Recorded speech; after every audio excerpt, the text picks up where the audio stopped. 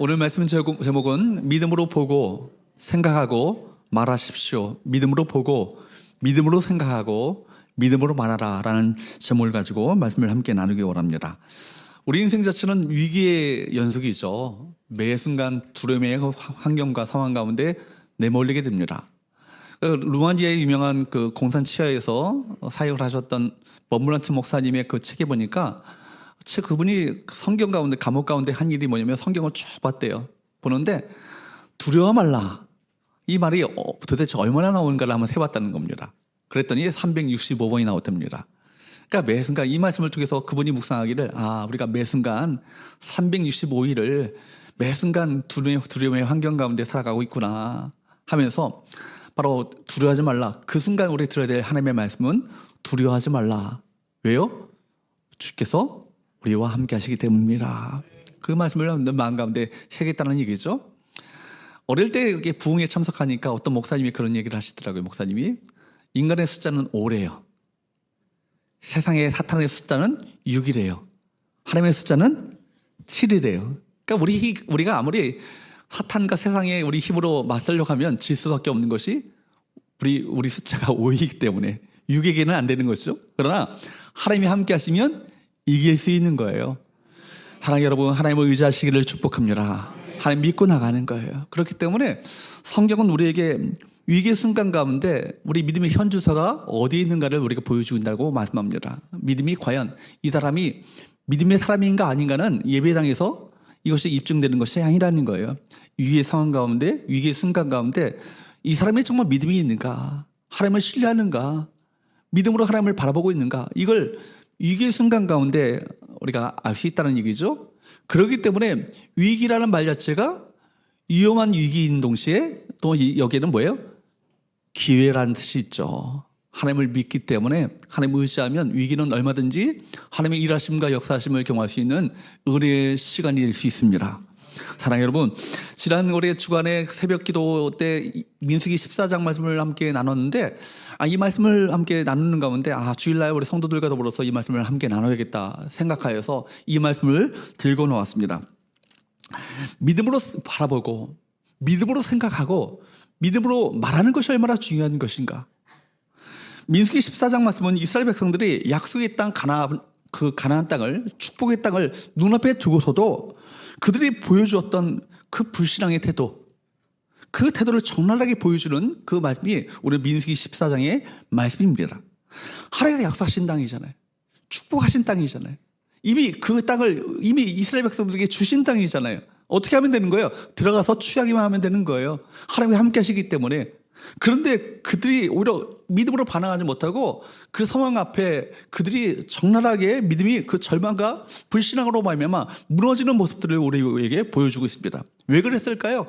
그들의 실패는요, 환경 때문이 아니었습니다. 그것은 바로 무엇을 보고 어떻게 생각하고 어떤 말을 했는가, 거기에 달려 있었던 것이죠. 우리에게도 동일하게 주께서 물어보실 거예요. 너는 무엇을 바라보고 있느냐? 너는 어떻게 생각하고 있느냐? 너는 지금 어떤 말을 하고 있는가? 여러분, 오늘 말씀을 통해서 우리가 어떻게 믿음으로 바라보고 믿음으로 생각하고 믿음으로 어떻게 말을 해야 할지를 함께 나누는 가운데 하나님의 뜻을 따라가는 참된 신앙의 길을 걸어가시는 저와 여러분 되시기를 축복합니다. 세 가지 영적 교훈을 함께 나누기 원하는데요. 첫 번째, 따라할까요? 믿음으로 보지 않으면 두려움이 눈을 지배한다. 믿음으로 보지 않으면요, 두려움이 눈을 지배합니다. 여러분, 우리가 살아가면서 어떻게 보느냐에 따라서 전혀 다른 결과를 낳게 되죠. 같은 상황을 보는데 어떤 사람은 그 상황 앞에 두려움과 절망 가운데 빠지는 사람이 있는 반면에 어떤 사람은요, 그 상황을 보고도 하나님의 일하심의 역사를 또 기대하며 소망 가운데 푸는 이들이 있어요. 오늘 민수기 13장과 14장 말씀은 믿음으로 보는 사람과 두려움으로 보는 사람의 그 차이를 극명하게 보여주고 있습니다. 가나안 땅 말씀드린 것처럼 어떤 땅이에요? 축복하신 땅이에요. 약속하신 땅이에요. 하나님의 비전으로 보여주신 땅입니다. 그런데 대부분의 사람들은요, 그 땅을 두려움으로 보았고 결국 하나님을 거역하게 됩니다. 이스라엘 자손은요, 다바라를 거쳐서 바란 광야 북쪽인 가데스 바네아이라는 곳을 도착하게 됩니다. 이 가데스 바네아, 그 땅 이제 요단강을 건너게 되면 가나안 땅에 들어가게 될 직전인 것이죠. 이곳에서 이들은 정탐꾼을 보내어서 어느 길로 올라갈 것인지, 어느 성읍부터 칠 것인지, 그 어느 성부터 들어갈 것인지를 살펴보고자 합니다. 그래서 모세는 12지파에서 한 사람씩을 선발하죠. 사실 그 사람들은 각 지파의 대표적인 지휘관들이었습니다. 12명의 정탐꾼을 뽑아가지고 그들을 함께 가데스 바네아에서 출발하여서 가나안 땅 깊숙한 곳까지 올라가도록 합니다. 40일 동안 정탐하거든요. 40일 동안 이곳저곳을 정탐 다 한 후에 이스라엘 백성들과 모세 앞에서 이제 정탐 보고를 하게 되는 것입니다. 그런데 이들의 보고가 확연하게 둘로 갈라지는 거예요. 여호수아와 갈렙은요, 긍정적인 보고를 합니다. 아시는 것처럼 10명의 정탐꾼은 부정적인 보고를 하죠. 10대 2로 아주 극명하게 이견이 달라지게 된 것입니다. 먼저 10명의 정탐꾼들 어떻게 보고합니까? 민수기 13장 28절 29절 말씀을 보도록 할까요?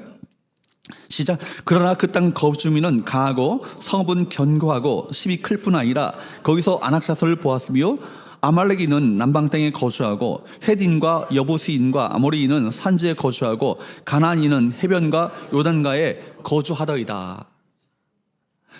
그리고 31절에서 33절 말씀에 보면 이어서 이렇게 이야기합니다. 읽어보도록 할까요? 시작. 그와 함께 올라갔던 산들은 이르되 우리가 능히 올라가서 그 백성을 치지 못하리라.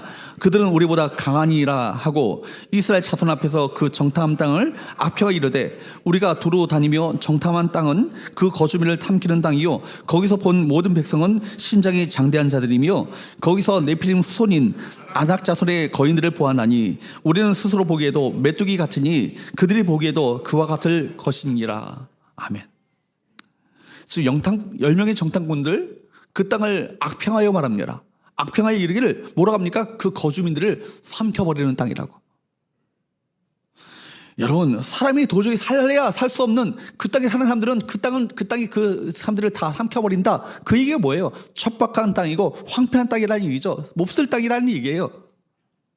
여러분, 정말 사람이 살 수 없는 척박한 땅입니까? 아니죠. 하나님은 출애굽기 3장 8절에서 그 땅을 약속하시면서 뭐라고 합니까? 그 땅은 젖과 꿀이 흐르는 땅이라고 그렇게 축복하셨어요. 그 땅은 젖과 꿀이 흐르는 땅이라고 그렇게 말씀하셨습니다. 그런데도 그들은 그 땅을 향해서 뭐라고 말하죠? 그 땅은 그 거주민들을 삼켜버리는 땅이라고. 그러니까 사실은 그 땅에 대해서 악평하는 것이 아니라 그 땅을 주시는 누구를 악평하는 거예요? 하나님을 악평하는 거예요. 심지어 33절 말씀에 보면 그것만이 아니라 그들은 그곳에 거주하는 백성은 신장이 장대한 자들이며 특별히 아낙 자손의 거인들을 보았는데 우리는 스스로 보기에도 뭐 같다? 메뚜기 같다. 메뚜기 컴플렉스가 여기서 나오는 거예요. 그죠? 자기 비하의 말을 합니다. 중요한 표현은 뭐냐면 스스로 보기에도요. 누구의 관점으로 봐야 되는데 하나님의 관점으로 봐야 되잖아요. 근데 자기 자신의 관점, 연약한 자신의 관점을 가지고 바라보는 거예요. 인간적인 관점을 가지고 바라보는 것입니다. 믿음이 없이 보는 사람은요, 하나님께서 어떻게 보시는가가 아니라 자기 눈에 어떻게 보이는가만 평가하죠. 그래서 현실 앞에 작아지고 또 하나님도 작게 느껴집니다. 찬양 가운데 그런 찬양이 있잖아요. 하나님을 크게 보는 믿음 가지고 세상에 나가라고. 그 가사가 얼마나 그 찬양 부를 때마다 힘이 되는지 모르겠어요.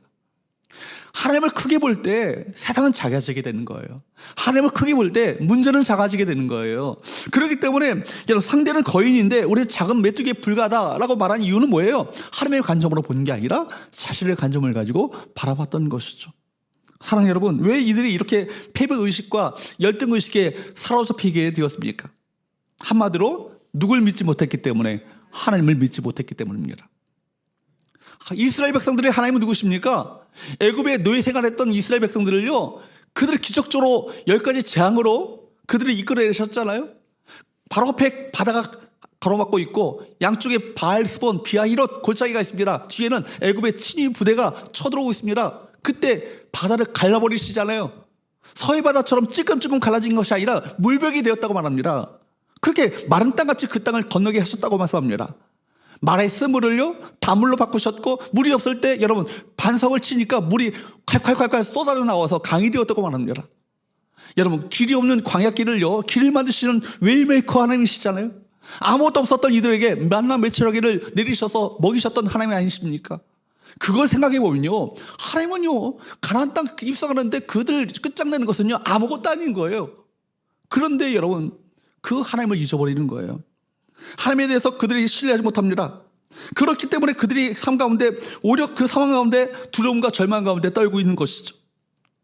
창조주 하나님이시고 전능자이신 하나님을 믿지 못했기 때문에 벌어진 결과들 아니겠습니까? 하나님의 약속보다 눈앞의 장애물들에 집중한 것입니다. 눈앞의 그 고난의 상황에 집중한 나머지 하나님이 보이지 않는 거예요. 믿음 없이 보면요, 하나님의 선물도요, 믿음 없이 보면 하나님의 선물도 위협처럼 느껴지고 하나님의 선물조차도 두려움의 대상으로 느껴지게 되는 거예요. 청교도들이 얘기하잖아요. 고난은 변장된 축복이라고요. 위장된 축복이라고요.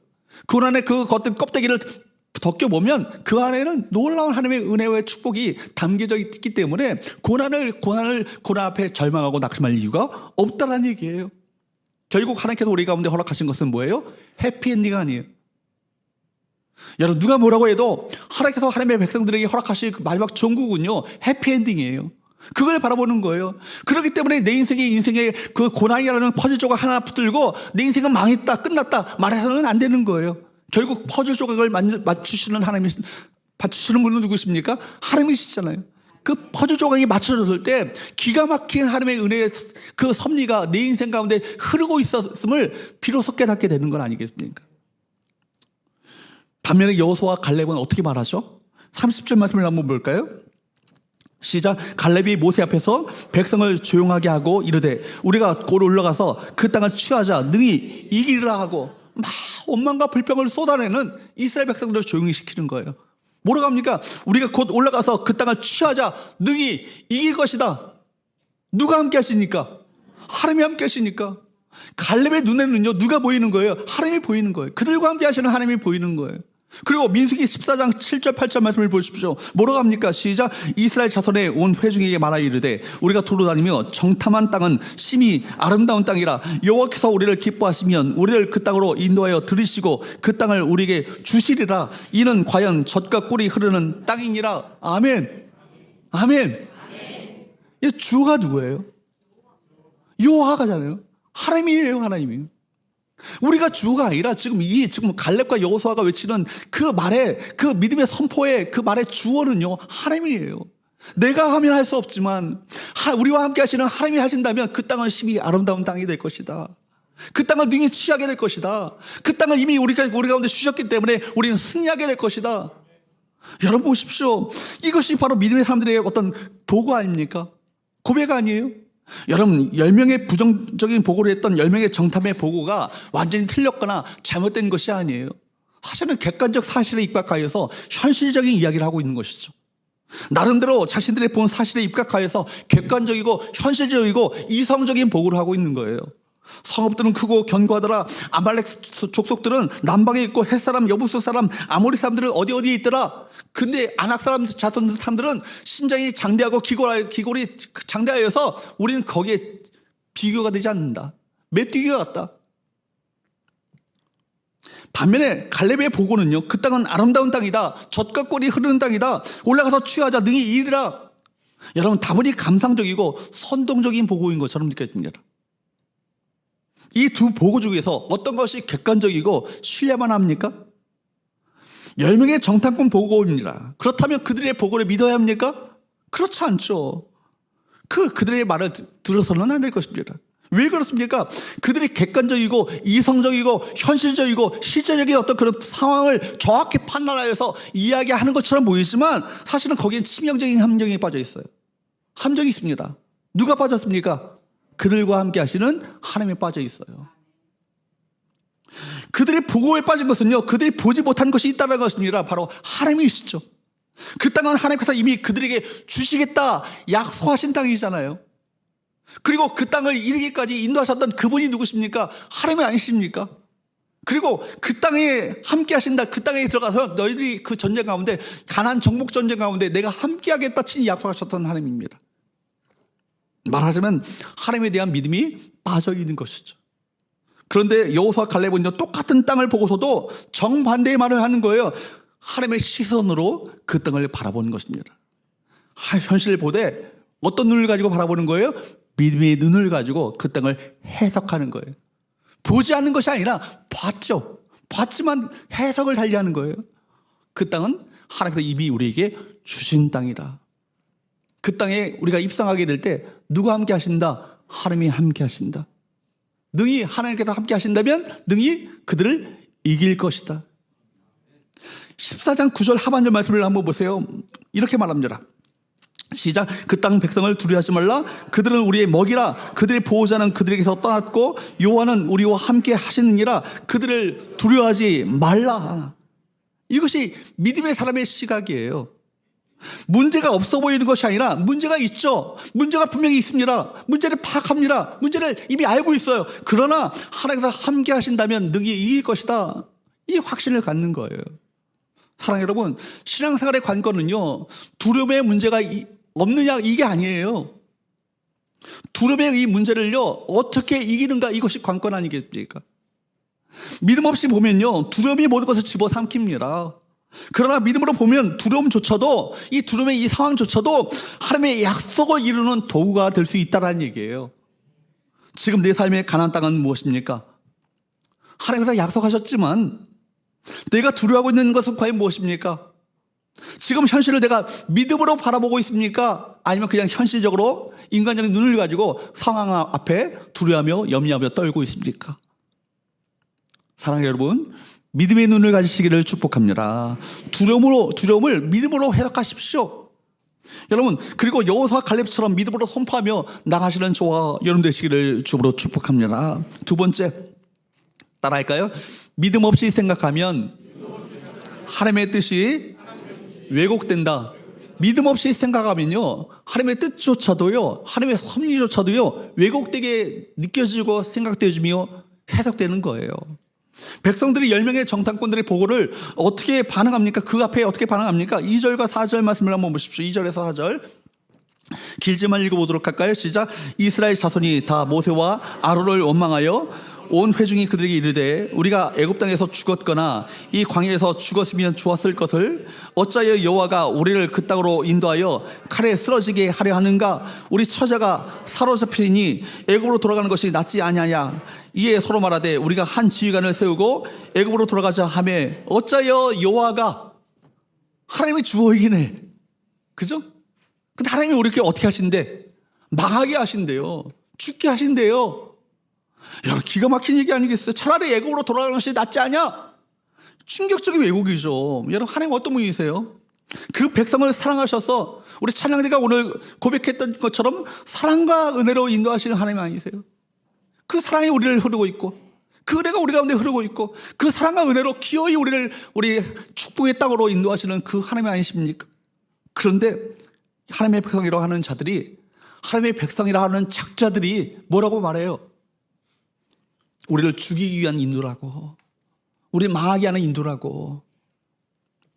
이런 왜곡의 출발점은요 바로 믿음 없습니다. 불신앙이죠. 사랑하는 여러분, 하나님을 오해하면요 모든 해석이 뒤틀려요. 믿음 없이 생각하면 하나님의 선하신 계획조차도 저주처럼 느껴지고요, 재앙처럼 느껴지고 하나님의 인도하심조차도 실패처럼 느껴집니다. 믿음 없는 해석은요 하나님의 사랑을 왜곡하고 하나님의 선하신 계획을 왜곡하게, 잘 거역하게 만드는 것이죠. 그렇기 때문에 4절 말씀에 보면 뭐라고 합니까? 서로 말하되 우리가 한 지휘관을 세우고 애굽으로 돌아가자 하며, 이것은 단순한 불평이 아니잖아요. 하나님을 거부하고 새로운 리더를 세워서 아예 세상 길로 돌아가겠다, 그런 얘기 아니에요. 예수 믿고 났더니 되는 게 없네, 고난과 역경만 있네, 차라리 세상 안 믿을 때가 더 낫네, 그런 얘기 아니에요. 지금 과거 애굽 생활이 믿음 없으면요, 예수 믿기 전에, 하나님을 섬기기 전에 그 생활이 더 좋아 보이고 안전해 보이는 거예요. 믿음 없는 결단은요 항상 뒤로 돌아가는 거 아니겠습니까? 하나님을 버리고 세상의 질서를 따르려는 충동, 그것이 믿음 없는 그 마음의 결말인 것입니다. 우리 항상 하나님의 뜻을 알고 싶어 하지만 우리가 어떤 마음으로 생각하는가, 이것이 중요합니다. 믿음 없이 생각하면 하나님의 그 약속조차도 두려움으로 느껴지고 하나님의 인도조차도 재앙처럼 보이고, 여러분 믿음 없이 보면요 하나님의 길도 결국 내가 이것이 이렇게 순진하게 하나님 따라가다가 말씀 따라가다가 망하는 거 아닌가, 그렇게 결국 그 길을 포기하게 되는 것입니다. 그러므로 우리가 진짜 조심할 것은 현실이 아니에요.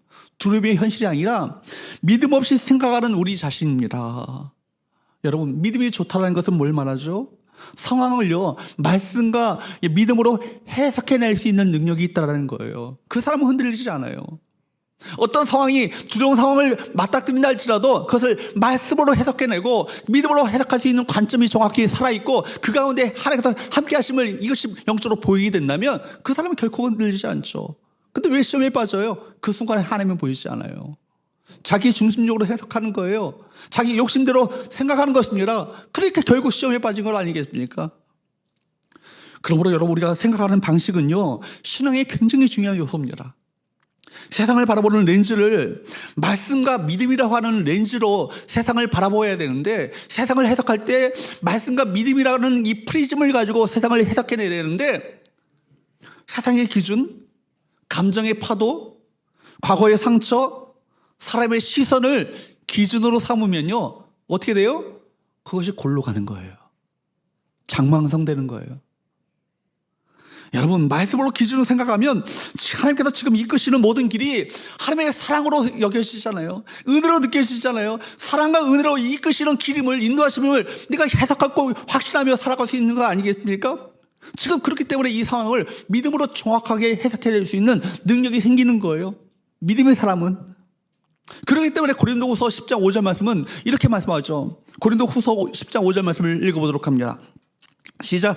하나님 아는 것을 대적하여 높아진 것을 다 무너뜨리고 모든 생각을 사로잡아 그리스도에게 복종하게 하니. 모든 생각을 사로잡아서 누구에게 복종하게 하래요? 그리스도에게 복종하게 하래요. 여러분들 그리스도 충만하면요 여러분 시험에 빠지지 않아요. 흔들리지 않아요. 요동치지 않는다는 것입니다. 아무리 두려운 상황 가운데 있다 할지라도 결코 그것이 겁낼 것이 없는 거예요. 그리스도로 충만하면. 그렇기 때문에 우리가 해야 할 일이 뭐예요? 모든 생각을 사로잡아서 그리스도에게 복종시키는 거예요. 내 생각이 아니고 내 고집이 아니고 내 판단이 아니고 그리스도 중심적인 생각과 판단을 하는 거예요.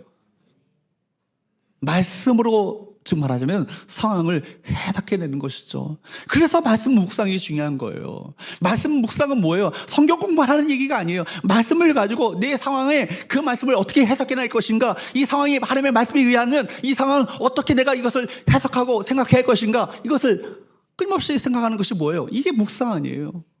말씀으로 내 생각을 채우는 거예요. 내 심령은 말씀으로 채우는 거예요. 믿음으로 채우는 거예요. 그리스도로 채우는 거예요. 그리스도 충만하면 결코 흔들리지 않는다. 그렇기 때문에 여러분 환경보다 말씀, 감정보다 믿음, 여러분 사람의 소리보다 하나님의 음성에 귀를 기울이시기를 축복합니다. 내가 지금 믿음의 눈을 가지고 상황을 바라보고 있는가? 내 생각은 지금 하나님의 뜻에 순종하고 있는가? 오늘도 하나님의 약속을 믿고 한 걸음 한 걸음 믿음의 발걸음을 내가 내딛고 있는가? 점검해 보셔야 합니다. 믿음의 눈으로 하나님의 뜻을 다시 바라보시기 바랍니다. 믿음의 생각이 하나님의 약속을 현실로 가져오게 되는 거예요. 여러분 하나님의 약속이 우리 현실화되어지는 것은 믿음의 생각 가운데 그 믿고 의지하며 순종하는 가운데 하나님의 역사하심이 약속하셨던 그 약속이 현실화되어지는 거예요. 실제화되어지는 거예요. 믿음 없이 생각하지 마시고, 사랑하는 여러분, 믿음으로 해석하고 믿음으로 순종하는 성도들 될 수 있기를 주로 축복합니다. 세 번째 마지막으로 따라할까요? 믿음 없이 말하면 공동체 전체가 흔들린다. 믿음 없이 말하면요 공동체 전체가 흔들려요. 말은요 전염성이 있어요.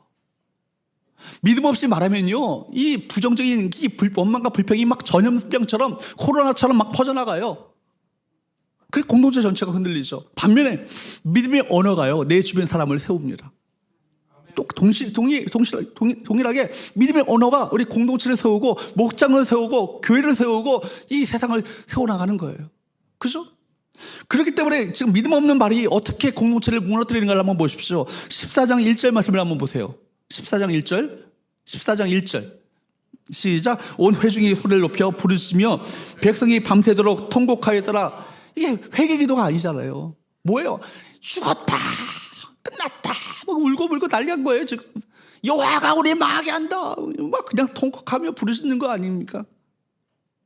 정탐꾼이 퍼뜨렸던 이 보고는요, 그 10명의 정탐꾼이 퍼뜨렸던 보고는 단순한 현실 묘사가 아니에요. 그들의 말은요, 믿음이 빠진 말이었고 두려움이 가득한 말이었습니다. 그리고 그 말은 순식간에 백성들을요, 낙심과 절망으로 몰아갔다는 거예요. 믿음 없는 말은요, 그렇기 때문에 하나님의 뜻을 왜곡시킵니다. 3절 4절 말씀을 한번 보세요. 3절 4절 말씀을 보세요. 시작. 어찌하여 여호와가 우리를 그 땅으로 인도하여 칼에 쓰러지게 하려 하는가? 우리 처자가 사로잡히리니 애굽으로 돌아가는 것이 낫지 아니하랴. 이에 서로 말하되 우리가 한 지휘관을 세우고 애굽으로 돌아가자 하매. 어찌하여 누가 여호와가 하나님이 우리를 그 땅으로 인도하여 칼에 쓰러지게 하는가? 기가 막힌 얘기 아니겠어요? 축복으로 땅으로 인도하시려는 하나님의 그 계획과 섭리와 인도하심을요, 아니 악평하는 거예요. 악평도 이런 말이 없는 거예요. 여호와가 우리 다 죽게 만든다, 그런 얘기하는 거예요. 지금 여러분, 하나님의 그 인도를요, 죽음으로 해석하는 거 아니에요. 지금 믿음 없는 해석은요, 말로 표현되고 그 말은 하나님의 뜻을요, 전면적으로 왜곡하고 부정하게 되는 것입니다. 우리가 한 지휘관을 세우고 애굽으로 돌아가자, 믿음 없이 말하면요, 하나님의 인도하심 자체도 아예 거부하게 됩니다. 결국 믿음 없는 말은요, 하나님의 진노를 부르죠. 어떻게 탄식하십니까? 하나님 얼마나 탄식하시겠어요? 탄식하시면 이렇게 말씀하시는 거예요. 11절 말씀을 보세요. 11절 시작. 여호와께서 모세에게 이르시되 이 백성이 어느 때까지 나를 멸시하겠느냐? 내가 그들 중에 많은 이적을 행하였으나 어느 때까지 나를 믿지 않겠느냐? 보십시오. 뭐라고 합니까? 이 백성이 어느 때까지 나를 뭐한다? 멸시한다는 거예요. 그 단순한 불신앙이 아니에요. 불평이 아니에요. 원망이 아니에요. 여러분들이 하나님을 신뢰하지 못함으로 말미암아 터져나오는 그 원망과 불평은요, 누굴 멸시하는 거예요? 하나님을 멸시하는 거예요. 수많은 이적을 보았잖아요. 하나님의 인도하심을 체험했잖아요. 이 순간까지 정말 가데스 바네아까지 그들이 그냥 온 거예요? 그 가운데는요, 기적적인 하나님의 놀라운 도우심과 은혜가 그 순간순간만 있었습니다. 여러분, 과거를 생각해 보세요. 이 자리까지 온 거 아찔해요. 지난간의 과거를 보면 기가 막힌 일들이 있었는데 하나님의 보호하셨고 도우셨고 인도하셔서 이 순간 이 자리까지 오게 된 거 아니에요? 그렇죠. 그런데 왜 여러분 이 순간에 하나님을 믿지 못하세요? 왜 하나님을 신뢰하지 못하세요? 너희가 어느 때까지 나를 멸시하겠느냐? 우리를 향하신 하나님의 말씀이세요. 그리고 뭐라고 합니까? 28절 말씀에 보면 이렇게 말씀하십니다. 시작. 그들에게 이르시기를 여호와의 말씀에 내 삶을 두고 맹세하노라. 너희 말이 내 귀에 들린 대로 내가 너에게 행하리니. 여러분, 성경 전체에서 이만큼 강력하게 아주 그 파워풀하게 경고하신 내용을 본 적이 있으세요? 내 삶을 두고, 내 인격을 두고, 내 성품을 두고, 내 능력을 걸고 내가 맹세한다. 너희 내 귀에 들린 대로 내가 행하겠다, 이 얘기예요. 이스라엘 백성들의 불평과 불신앙의 말을 당신을 멸시하는 말로 받으셨기 때문에 하나님 열받으신 거죠. 완전히 열받으셨어요. 말은요, 신앙의 고백이에요. 그냥 겉으로 말하는 것처럼 보이지만, 생각 없이 말하는 것처럼 보이지만 사실은 그 사람의 중심 가운데 그것이 있어. 그러니까 말로 나오는 거예요. 자신이 믿고 생각하는 것을 말하게 됩니다. 결국 하나님께서는 너희 말이 내 귀에 들린 대로 내가 행하겠다 말씀하시는 거예요. 결국 그대로 이루어지잖아요. 20세 이상의 여러분 사람들 다 광야에서 다 죽고 말잖아요. 누구만이? 여호수아와 갈렙만이 들어가요, 가나안 땅에. 그들은 달랐어요. 여러분, 그들은 가나안 땅에 들어가게 된 이유가 무엇입니까? 그들은 믿음이 있었기 때문입니다. 믿음으로 말했죠. 동일한 현실을 바라보면서도 하나님의 약속을 붙들고 소망을 선포했습니다. 믿음의 말은요, 하나님의 역사를 이루는 도구가 되는 거예요. 여러분, 그렇기 때문에 여호수아와 갈렙이 이스라엘 백성의 낙심과 절망과 불신의 말을 듣고 옷을 찢으면서, 옷을 찢는다는 것은 참남한 그 어떤 그런 그 심정을 가지고 옷을 찢는 건 아니겠어요? 참남한 그들의 소리를 들으면서 참담한 심정을 가지고 옷을 찢는 거예요. 그러면서 뭐라고 했습니까? 7절부터 9절까지 말씀을 보십시오. 시작. 이스라엘 자손의 온 회중에게 말하 이르되 우리가 두루 다니며 정탐한 땅은 심히 아름다운 땅이라. 여호와께서 우리를 기뻐하시면 우리를 그 땅으로 인도하여 들이시고 그 땅을 우리에게 주시리라. 이는 과연 젖과 꿀이 흐르는 땅이니라. 다만 여호와를 거역하지는 말라. 또 그 땅 백성을 두려워하지 말라. 그들은 우리의 먹이라. 그들의 보호자는 그들에게서 떠났고 여호와는 우리와 함께 하시는지라. 그들을 두려워하지 말라 하나. 뭐라고 그래요? 그들을 두려워하지 말라. 이것은 결국 여호와를 거역하지 말라는 거예요. 그들을 두려워한다는 것은 뭐예요? 여호와를 거역한다는 거예요. 약속하셨고 이미 우리 가운데 이미 주셨고 축복하셨고 인도하셨 그 길을 너희들이 그것을 그 앞에서 원망과 불평으로 불신앙으로 반응한다면 여호와 하나님을 거역하는 꼴이 되고 만다. 그러면서 말하기로 합니까? 그들은 우리의 뭐라고요? 먹이라고요. 이전 번역 성경 보면 우리의 밥이라고 그랬어요. 누가 함께 하시니까? 하나님이 함께 하시니까. 우리는 그들과 더불어서 도저히 싸워서 이길 수 없는 상대가 되지 않는 그런 엄청난 기골의 장대한 그런 거인들이 있지만 여호와께서 우리와 함께 하시면 그들은 우리의 밥이라고요. 우리 먹이라고요. 믿음의 말은요, 공동체를 일으키고 믿음을 전염시킵니다. 비록 그들의 말이 다수에게 묻히는 것처럼 보였지만 하나님께서는 기어이 두 사람만큼은 어디에 들어가게 하셔요? 가나안 땅에 들어가게 하심으로 말미암아 그 믿음의 고백이, 믿음의 말이 현실화되도록 그렇게 보여주셨습니다. 불신앙의 말을 하나님께서 다 들으시고 기억하시잖아요. 광야에서 죽겠다 했던 그 사람들 다 죽게 만드셨어요. 우리는 가나안 땅에 도저히 들어갈 수 없다 말했던 10명의 정탐꾼들 다 죽게 만드셨습니다. 반면에 우리는 들어갈 수 있다. 그들은 우리의 먹이라 밥이라 외쳤던 여호수아와 갈렙은요, 기어이 그 말대로 믿음의 선포대로 그렇게 그걸 들으셔서 그렇게 역사하시는 것을 보십시오. 죽고 사는 것이 어디에 달려있어요? 혀의 힘에 달린 거예요. 잠언서 18장 21절 말씀을 보세요. 잠언서 18장 21절 시작. 죽고 사는 것이 혀의 힘에 달렸나니 혀를 쓰기 좋아하는 자는 혀의 열매를 먹으리라. 혀가 힘을 가지는 이유가 뭐예요? 왜 힘을 가질까요? 그 혀로 말미암아 내뱉어진 그 말이 누구의 귀에 들리니까? 하나님의 귀에 들리니까. 여러분, 세상이 어떻게 창조됐죠? 말로 창조됐잖아요. 누구의 말로? 하나님의 말로 창조하셨어요. 세상을 움직여 나가는 질서가 뭐예요? 말이에요. 그렇기 때문에 여러분, 잠언서 18장 말씀과 같이 말은요, 생명과 죽음의 갈림길이 되는 거예요. 생명의 언어도 있고 죽음의 언어도 있습니다. 그렇기 때문에 혀를 쓰기 좋아하는 자는 뭐의 열매를 얻는다고요? 혀의 열매를 얻는다는 얘기는 우리 말이 씨앗이 된다는 얘기를 하는 거예요. 씨앗은 자라요. 결국 열매를 거둬요. 그렇기 때문에 믿음 없이 말하면 죽음에 이르게 되고, 믿음을 가지고 선포하게 된다면, 그 말을 하게 된다면 우리 그것을 생명으로 바뀌어줄 수 있음을 말하고 있는 거 아니겠습니까? 그러므로 우리가 하는 말은요, 그냥 흘러가는 소리가 아니에요. 말은요, 공동체의 분위기를 만들고 방향을 정하며 운명을 결정짓습니다. 매일 우리가 하나님 앞에 말하잖아요. 어떤 사람은 감사와 찬양의 말을 하는 사람이 있는 반면에 원망과 불평의 말을 늘 내뱉는 사람들이 있어요. 근데 하나님께서 뭐라고 말씀하세요? 내 귀에 들린 대로 내가 행하겠다.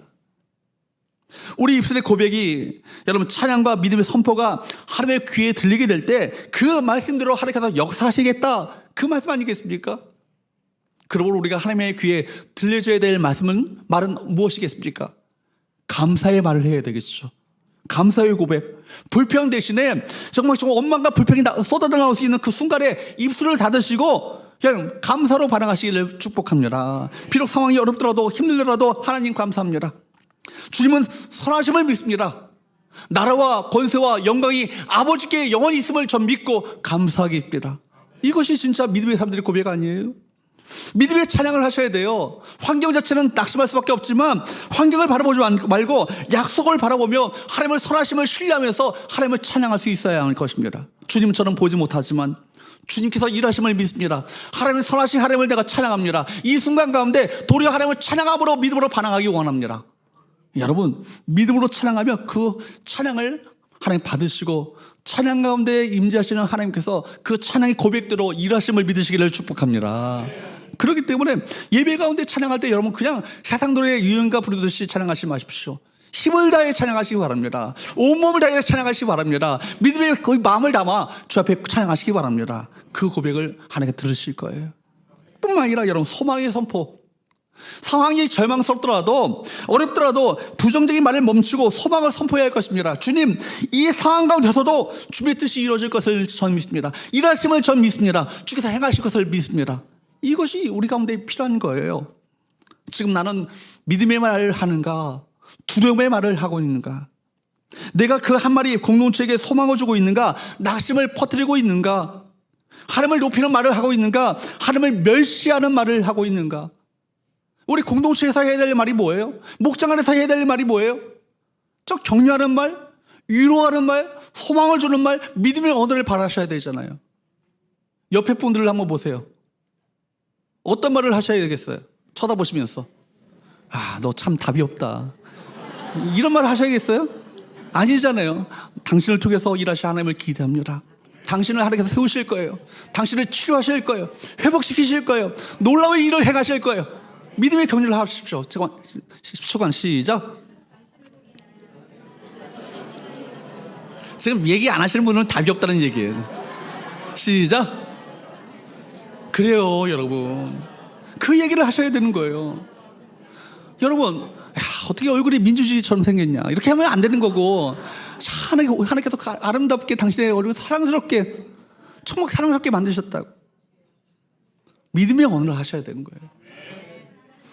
우리 모두가 여호수아와 갈렙처럼 믿음의 눈으로 보고 믿음의 입으로 말하며 여러분 공동체를 세워나가는 믿음의 사람들 될 수 있기를 주으로 축복합니다. 하나님 기뻐하시는 사람은요, 하나님을 기뻐하시는 사람은 누구예요? 믿음으로 하나님께 나가는 자예요. 히브리서 11장 6절 말씀에 이런 말씀이 있잖아요. 믿음이 없이는 하나님을 기쁘시게 하지 못한다. 여러분들 아무리 주를 위해서 봉사하고 섬기고 뭔가 활동을 한다 할지라도 믿음이 없이 하는 것은요, 맞짱 꽝이에요. 여러분 뭐예요? 믿음으로 하셔야 돼요. 믿음으로 예배하셔야 되고, 믿음으로 기도하셔야 되고, 믿음으로 찬양하셔야 되고, 믿음으로 우리와 함께 저 공동체를 세워나가는 그런 사역을 해야 될 줄로 믿습니다. 사랑하는 여러분, 믿음의 사람이 되십시오. 믿음으로 보고, 믿음으로 생각하고, 믿음으로 말함으로 말미암아 약속하셨던 하나님의 약속을 능히 삶 가운데 성취하는 기적의 주인공들, 믿음의 주인공들 될 수 있기를 주로 축복합니다.